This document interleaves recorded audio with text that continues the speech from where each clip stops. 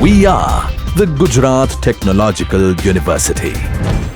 Since its inception over a decade ago, GTU has been empowering young and curating minds to realize their true potential. Over 4 lakh inspired students are enrolled with one of the premier academic universities in India. With more than 450 affiliated colleges in its fold operating across 5 zones of the state, GTU, the International Innovative University, your place to move forward.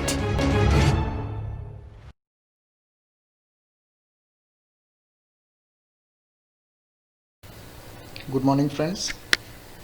Myself Patel Jignesh Kumar, Assistant Professor in Mahatma Gandhi Institute of Technical Education and Research Center, Navsari. Today we are conducting the lecture on the subject of experimental technique and instrumentation in thermal engineering, which is the part of curriculum of GTU ME Thermal Engineering first sem. Now, in this subject, we are taking the one of the chapter advancement in measurement. In this chapter module, we can see the content in which we are just today learning about the P controller, PI controller and PID controllers. So today we discuss about the integral controller.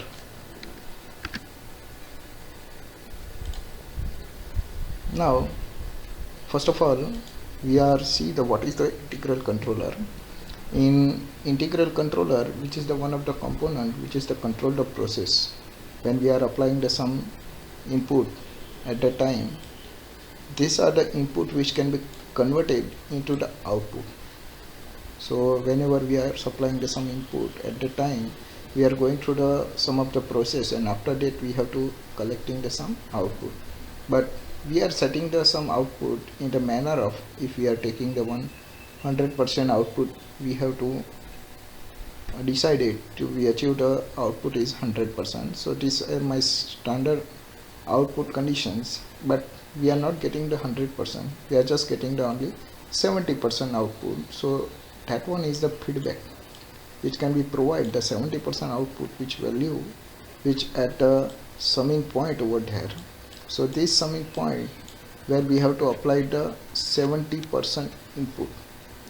So what is the my reference input with 75%, and we getting the value of 70%. So ultimately error is 5%.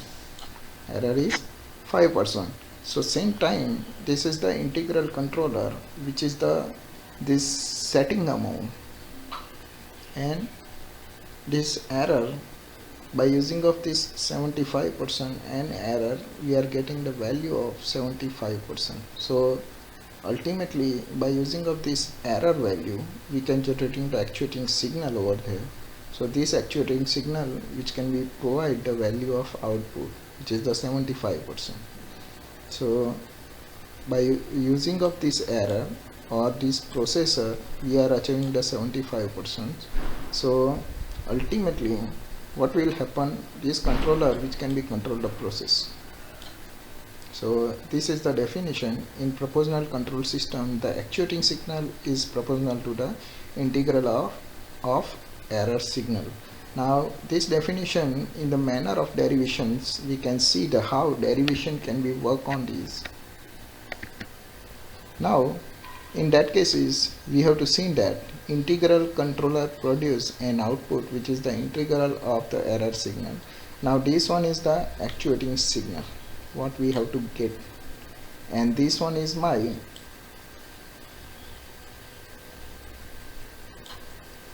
error signal. So ultimately what will happen, we have to write down like that, ut proportional to integration of et dt.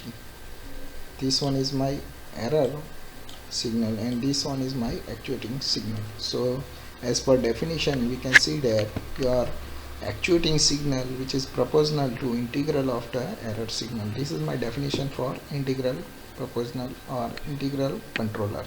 Now this proportionality we can remove by this constant coefficient ki. This is the integral proportionality constant. So this equation we can derive from this definition, we can get in the integrator controller. Now this is the in the time domain. So ultimately what we have to need in a frequency domain. So we can take in the Laplace as per we concern about the Laplace. This can be converted, ut can be converted into us. Same way this one is the integration, so it can be 1 upon s, which is the integration of this contain, or et dt, so it can be converted into es ds. So now we can see that ki, this is the one of the coefficient of the integral coefficient, and 1 upon s, this is the integration of this one. So and et, which can be converted into es. Now what will happen, we need for the block diagram we need a transfer function. So what is the basically of the transfer function important is, its equation is transfer function is the output over input. Now in the cases of when we see the block diagram, we can directly understand that what is the your output and what is the your input. Now we can see that in the previous one, we can see the figure over there. This one is my error. Due to this feedback, we are generating some set point over there. So we during this set point, and what we have to get in a form of output, we are conducting, or we can getting some error value. So this error compensated by this integral controller, and they have to generate the actuating signals. We can see the block diagram, so it can be easily you can understand what is the process behind it. But ultimately we have to provide the error as an input, and we are getting the actuating signal over there in the form of output. So we can see in the derivation, this one is actuating signal, this one is my actuating signal, and this one is my error signal. So this one is my input and this one is my output. So ultimately this one is the integral proportional controller. So this one is the transfer function of the integral controller is ki by s, where ki is the integral constant. Now from this transfer function we can draw the block diagram. This one is the block diagram for unity negative feedback closed loop control system along with the integral control. We can see over there, when we are providing the some set point over there, we are providing the reference signal over there, and then after we are getting the output in the form of CS. Now this output can be provided some feedback over there. So this feedback can be generate the error, whatever amount we have to provide in. Likewise we have to getting from this previous one image, we can see that if I wanted to achieve 75% production in that cases, so ultimately what will happen, this one is my standard value, we are not getting the more than 75, and we are not wanted to less than 75% production. So ultimately what will happen, when we are providing the some raw material at in the process, we are getting the value of the output, which is the 70%. We are getting the value of process output production rate, which is the 70%. So my standard, I want to achieve 75%, but I only getting the value of 70%. So this 70% value which can be provided in the manner of feedback. So this one is my summing point over there.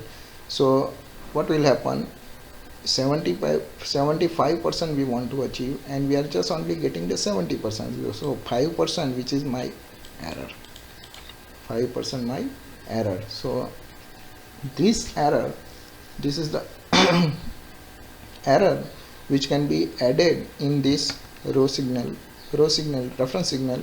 So this is the summing of the row signal and reference signal, and this error, it can be generated the actuating signal by means of integral controller.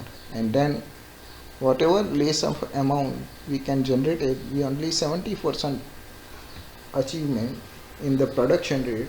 So by means of that processor integral controller, we have to generate the 75%. So that's why we can error can be minimized, and we are getting the 0% error. So ultimately This is the integral processor which will help to generate the actuating signal which is useful for the reducing the error. So this integral controller is used to decrease the steady state error. I think you will understand the block diagram how it can be generated. Now these are the key points which is the included in the integral controller. Because of we are already learned about the proportional controller, but different, what is the difference between integral controller and proportional controller, which this is the integral controller, which is the types of system will be increased. If it means if we are using the zero type system, we can increasing in the manner of first one. If we are using the first type, then we can increasing the order in the manner of second type. So also in the steady state error also decrease and stability will be decrease. So this one is the one of the disadvantages of the integral controller, and this one is my advantages for using of the proportional controller. So from this topic, I think you will be understand what is the integral controller. Thanks for watching.